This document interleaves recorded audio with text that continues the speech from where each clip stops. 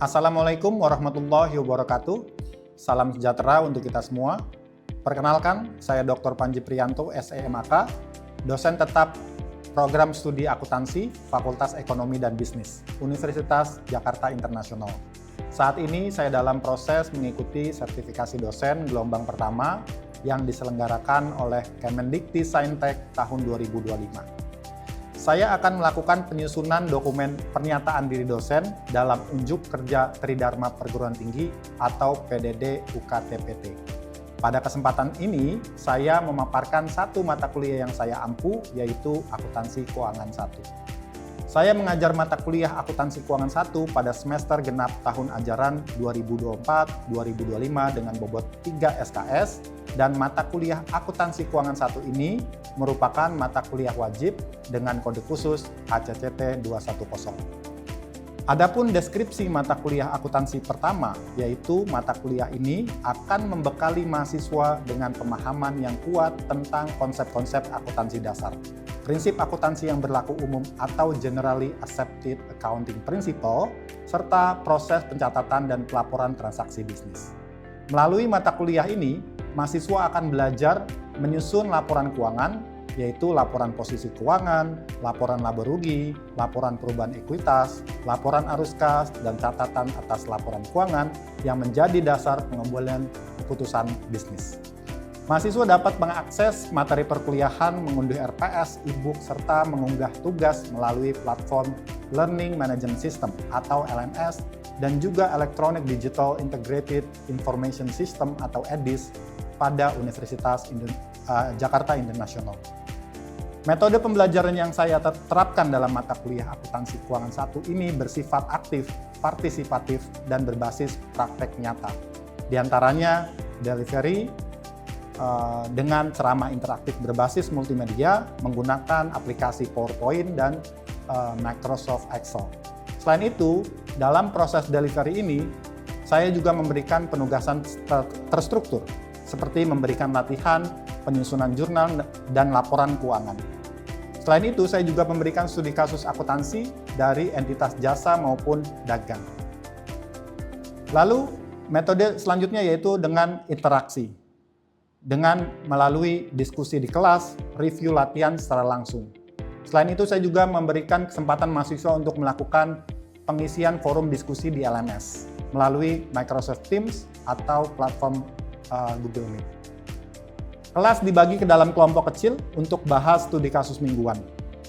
Lalu mata kuliah ini mendukung capaian pembelajaran lulusan program studi dengan 4 komponen utama, yaitu sikap, pengetahuan, keterampilan umum, dan keterampilan khusus sebagai berikut.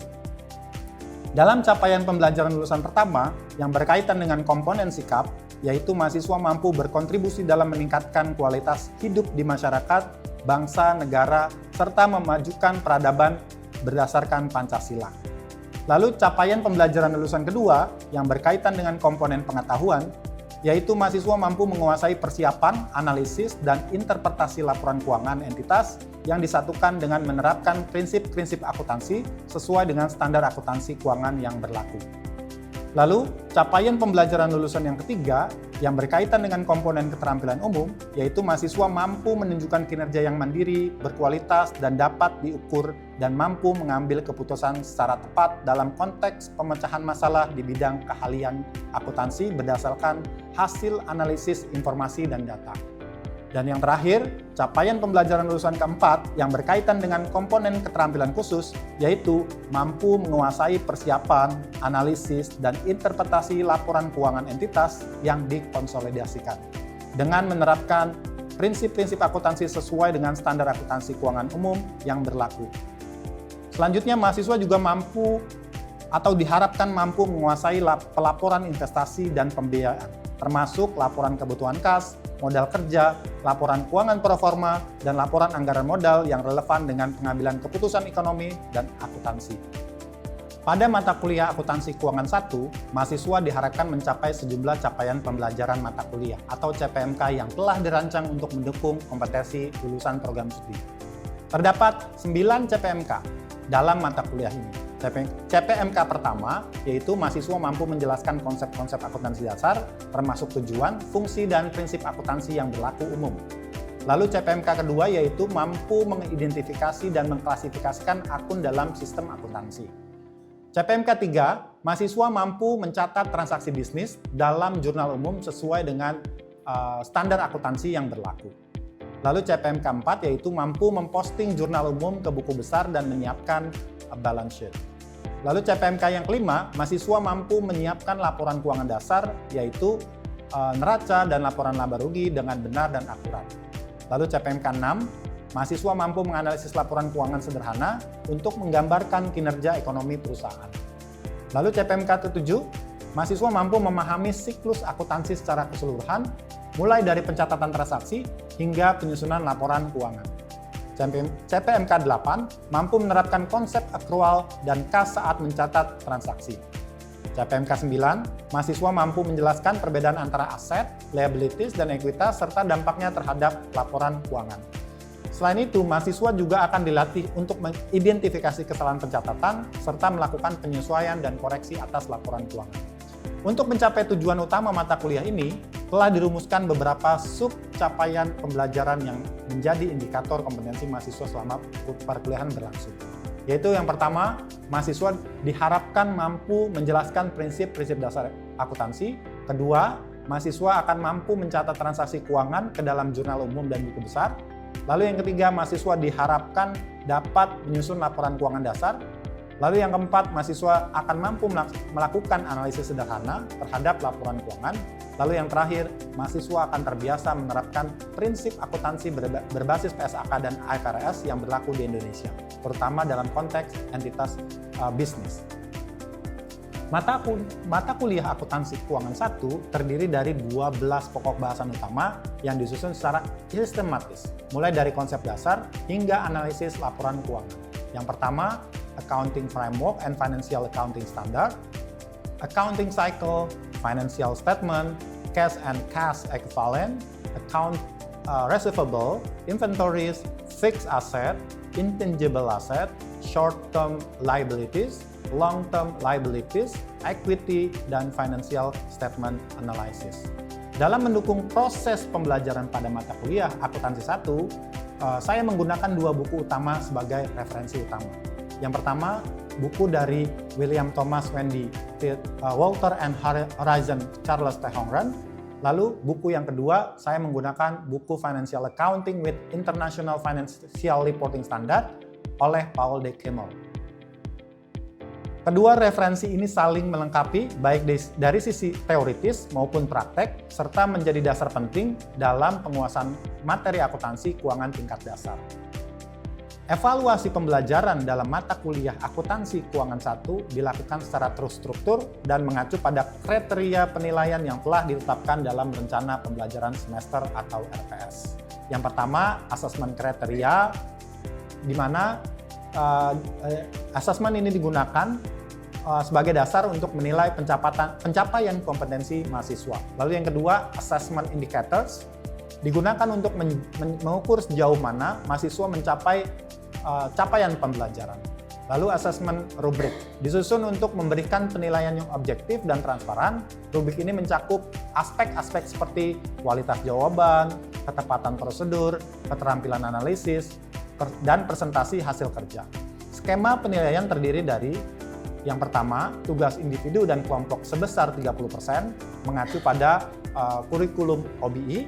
Lalu yang kedua, ujian tengah semester sebesar 20%. Lalu yang ketiga, ujian akhir semester.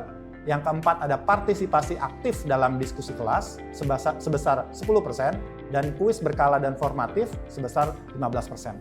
Dengan sistem penilaian ini, diharapkan proses evaluasi tidak hanya menilai hasil akhir, tetapi juga mencerminkan proses belajar mahasiswa secara utuh.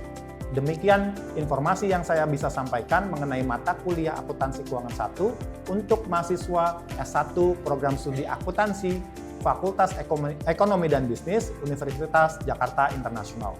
Berikut ini merupakan cuplikan proses pembelajaran secara tatap muka untuk mata kuliah Akuntansi Keuangan 1 di ruang kelas. Selamat menyaksikan. Oke, selamat pagi semua. I hope you're all doing well for today. Hari ini kita akan belajar mengenai financial accounting, terutama pada topik accounting framework and financial accounting standards, di mana kita akan mempelajari banyak hal mengenai laporan keuangan. Untuk itu, sebelum kita memulai kelas, alangkah baiknya kita berdoa sebelum belajar. Berdoa dimulai.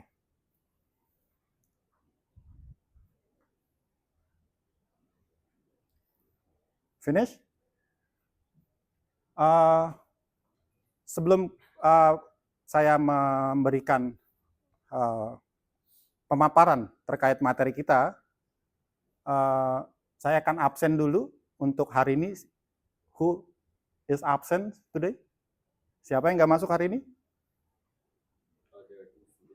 Two students? Who? Gary, Mauritius, and Tristan. What the reason? I think they just went to a different way. All right. They're not in All right.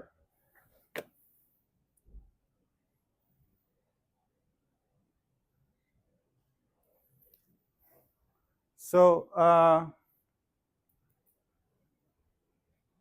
sebelum kita mempelajari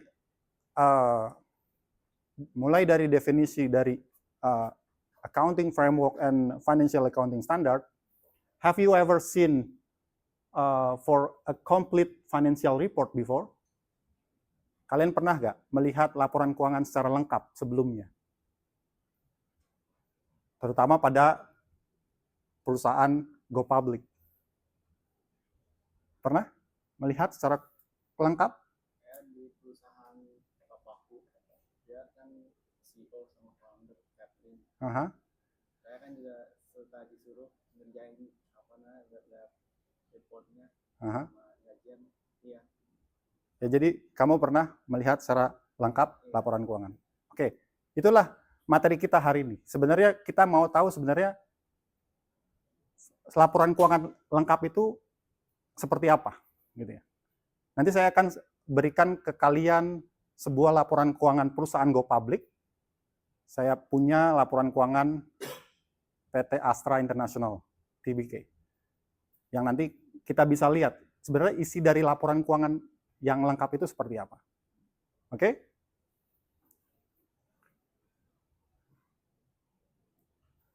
So, learning objective for today. First, explaining the definition of accounting and its profession. The second is explaining the function of accounting standard institution in Indonesia. The third is explaining the purpose and benefits of financial reports. The fourth is explaining the basic concept and characteristic of financial information. The last is analyze and evaluate financial information. Jadi ini adalah agenda materi atau core materi kita hari ini. Next. So, what is accounting? Kalian pernah dengar atau mungkin sebagian orang banyak bilang bahwa finance and accounting itu sama. Atau pendapat kalian, apakah finance and accounting itu sama atau enggak? Antara keuangan dan akuntansi itu sama. Bagaimana menurut kalian? Apakah itu suatu ilmu yang sama atau berbeda? Accounting hanya hitungan duit. Terus Alright. finance lebih banyak decision making sama ya gitu. Good answer. Anyone?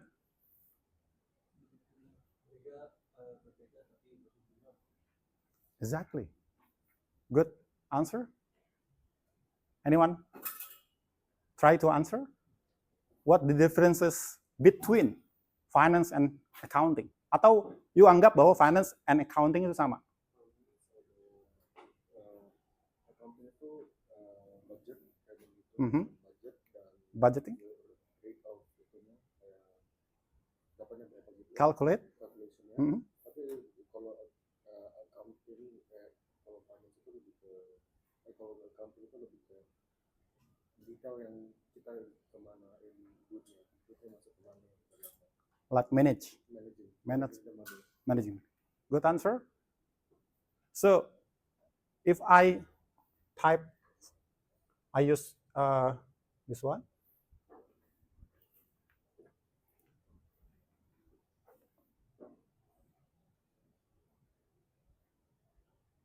I use whiteboard.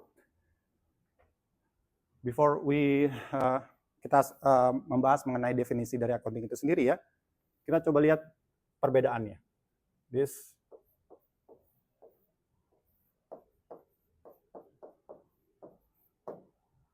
is finance. Sebagian tadi sebenarnya udah mention tuh. Apa sih bedanya accounting and finance? Kalau kita ngomongin accounting adalah proses identify. Proses classify. And then reporting. If we talk about finance is manage money.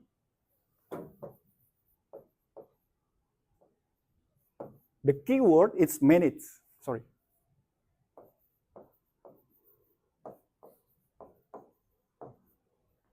Apakah finance hanya manage money?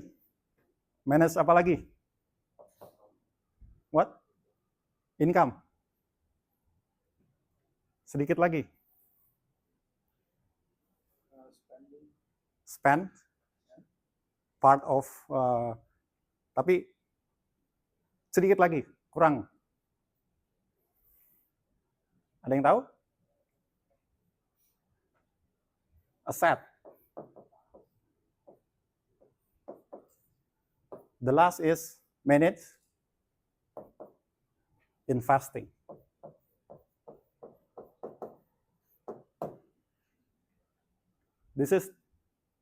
There are differences between accounting and finance actually.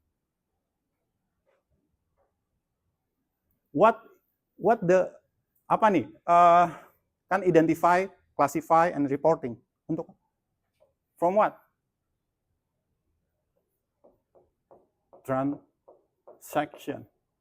Kalau if I give you for the simple analogy, like, CCTV? CCTV itu seperti accounting sebenarnya. Dia merecord apa yang telah direkam oleh CCTV. Terus finance sebagai apanya dalam CCTV itu? Pengguna hasil dari apa yang sudah direkod oleh accounting. Jadi orang finance akan ambil memory card dari CCTV tersebut dan menggunakan record tersebut untuk mengambil keputusan bisnis.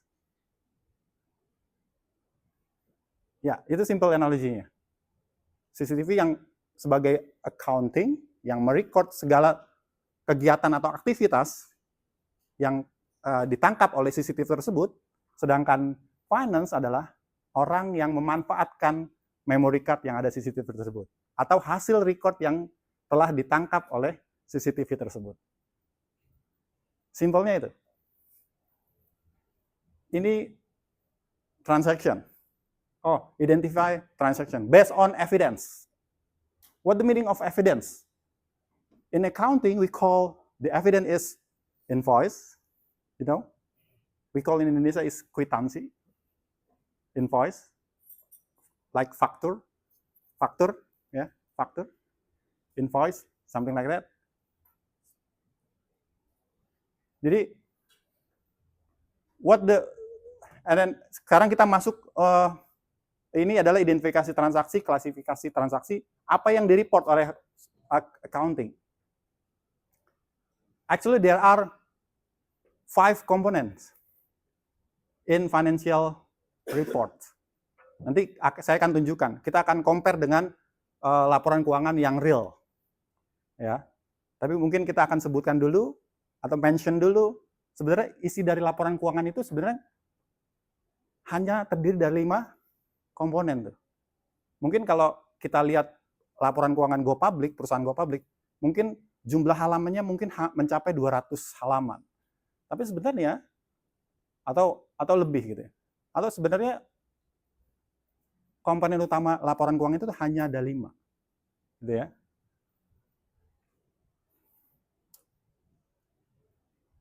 Jadi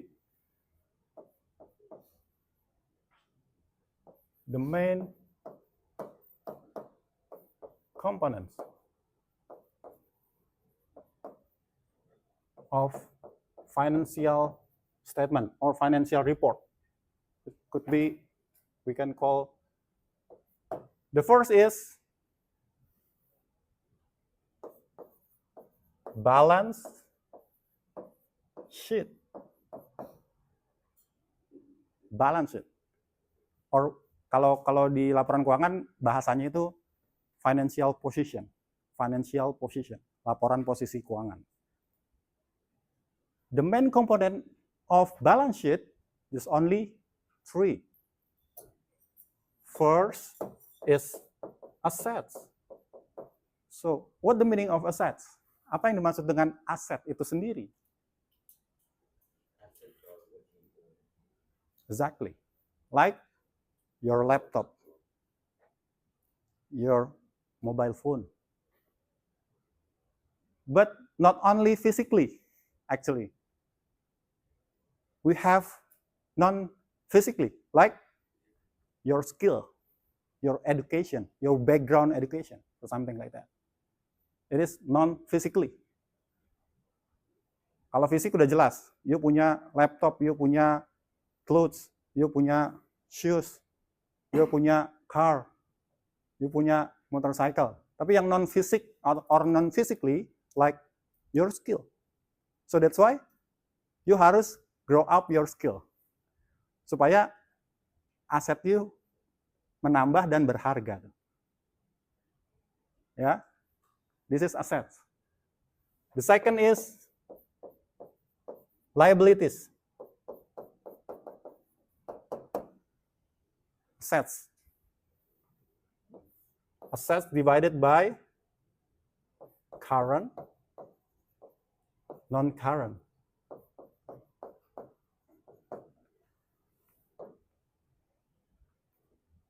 Current maximum, the what we call umur ekonomis, what economic age is maximum is 1 year.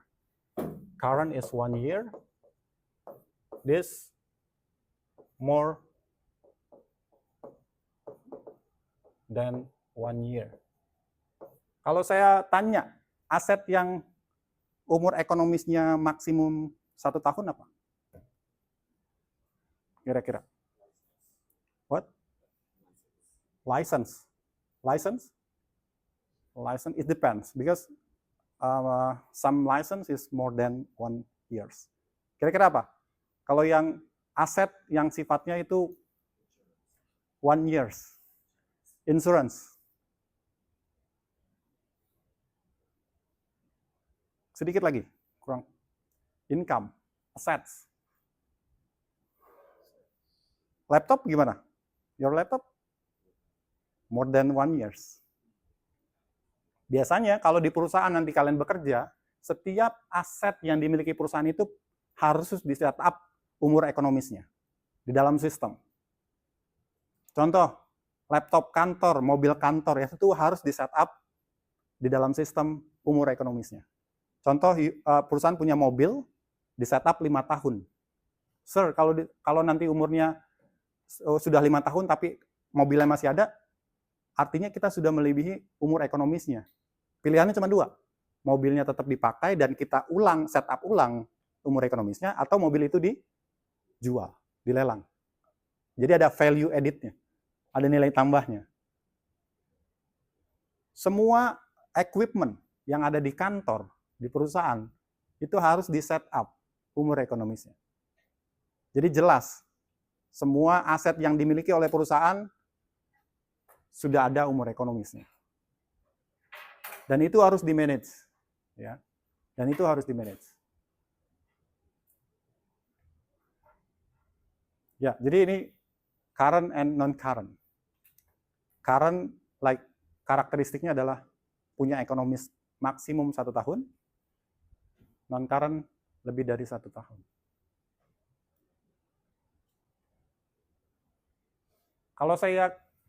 Kalau di dalam laporan keuangan itu sendiri, current asset itu seperti contoh akunnya adalah, atau contoh asetnya adalah seperti cash and cash equivalent. Cash itu adalah uang yang kita miliki, baik berupa bentuk uang cash. Jadi cash itu bukan bentuk fisik, kita hanya cash saja sebenarnya.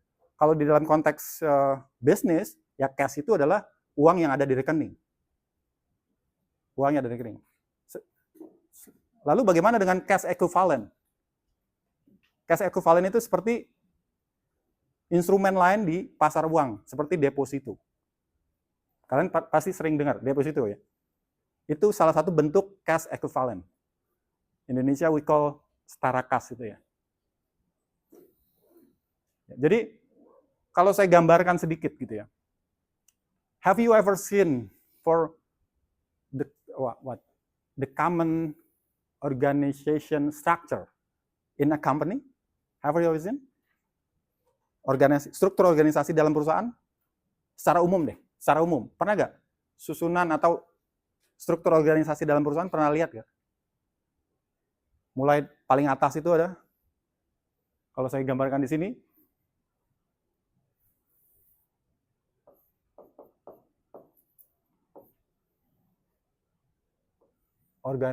organizational structure. Apa sih, atau yang paling tinggi dalam posisi yang paling tinggi di dalam perusahaan yang kalian tahu? CEO. What the stand of CEO? Chief Executive Officer. Sebenarnya yang paling tinggi itu bukan CEO, ada lagi. Owner, shareholder. Shareholder. You are correct. Like CEO, di sini ada yang paling tinggi adalah shareholder.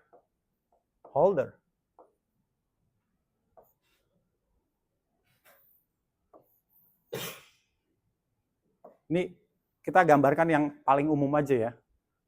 Biasanya di bawah CEO ada siapa? Sebenarnya CEO dan lain-lain di sini diawasi oleh komisioner kan. Biasanya di bawah CEO ada apa? Director. Sebenarnya ini direktur utama kan ya. Ini kan CEO like direktur utama. Di bawahnya ada direktur apa? Contohnya IT director. Or biasanya TI what? Chief Executive IT gitu ya. Ini penting kenapa? Kita akan tahu sebenarnya di seorang akuntan itu berada di posisi mana di dalam ya. Ya. Like CFO, for example, this one for CSR, for example. Ya. Dan and so on. Banyak direktur dalam suatu perusahaan yang menaungi perusahaan tersebut. Anything else?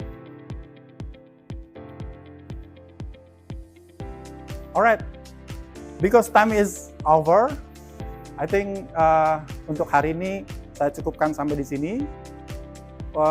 Saya akan memberikan tugas lewat Learning Management System atau LMS kita, gitu ya. Nanti kalian bisa cek untuk make sure bahwa topik kita hari ini kalian paham, ya.